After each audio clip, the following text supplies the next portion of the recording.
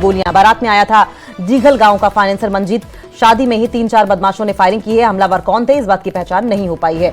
तो बड़ी अपडेट सामने आ रही है हिसार में और इसका जिक्र करेंगे, लेकिन पहले रोहतक की जो खबर की बात कर रहे हैं, ये वाकई चौंका देने वाली खबर है, जहां पर फाइनेंसर पर ताबड़तोड़ फायरिंग की गई है। किलोई गांव में बैंक्वेट हॉल में गोलियां चली हैं। बारात में दीघल गांव का फाइनेंसर मंजीत आया था। शादी में ही 3-4 बदमाशों ने फायरिंग कर ली। हमलावर कौन थे, इस बात की अभी तक पहचान नहीं हो पाई है।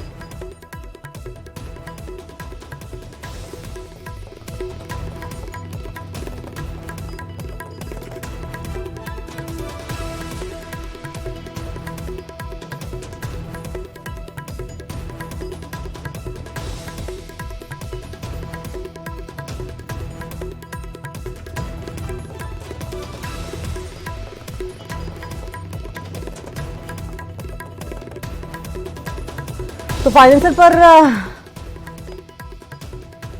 अटैक किया गया है। हालांकि अटैक किस वजह से हुआ, क्या आपसी दुश्मनी थी, जाति दुश्मनी की वजह से फाइनेंसर पर अटैक किया गया। एक शादी समारोह के दौरान ताबड़तोड़ फायरिंग की गई, जिसका साफ तौर पर मतलब यह था कि रेकी की गई है और पीछा किया जा रहा था। जानकारी इस बात की थी कि फाइनेंसर कहाँ जा रहा है। शादी समारोह में जैसे ही फाइनेंसर पहुंचा, काफी सारे लोग थे और उनके बीच में ही ताबड़तोड़ फायरिंग करके किलोई गांव में बैंक्वेट हॉल में गोलियां चली है। धीरेन्द्र हमारे साथ फोन लाइन पर जुड़ गए हैं। धीरेन्द्र, ये पूरा माजरा क्या है, क्यों गोलियां चलाई गई?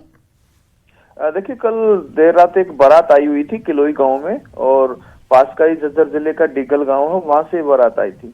तो उस डिगल गांव के रहने वाला मंजीत जो फाइनेंस का काम करता है और बड़े स्तर पर फाइनेंस का काम करता है, तो जब बारात खाना खा रही थी उसी वक्त 4-5 बदमाश आते हैं एक स्कॉर्पियो गाड़ी के अंदर, अंधाधुंध फायरिंग करते हैं, जिसमें मंजीत को 6 से 7 गोलियां लगी और उसको काफी गंभीर हालत में जब उसको पीजीआई लेके गए तो डॉक्टरों ने उसको मृत घोषित कर दिया। और इस गोलीबारी के अंदर एक दूसरा मनदीप नाम का लड़का भी चपेट में आ गया, वो भी घायल है।